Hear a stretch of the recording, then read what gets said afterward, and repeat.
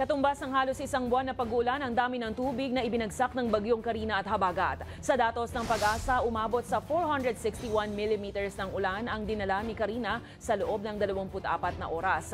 Kung ikukumpara, mas marami ito sa 450 kilometers na ulan na dala ng bagyong Ondoy noong 2009. Pero matatandaang mas naging mapinsala ang Ondoy noon dahil ang bulto ng ulan bumuhos sa loob lamang ng 6 na oras. Sa ngayon, nasa labas na ng bansa ang bagyong Karina at bahagya ng humihina. Gayunpaman, ayon sa Pag-asa, posible pa ring maging maulan ang mga susunod na araw.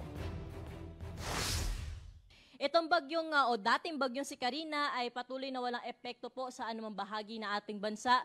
Ngunit patuloy nitong na-enhance o napapalakas yung southwest monsoon o habagat na nakakaapekto ngayon sa malaking bahagi ng Luzon at Kabisayaan. May panibago ho tayong sirkulasyon o low pressure area na minomonitor. Maliit ang tsansa na ito ay maging isang bagyo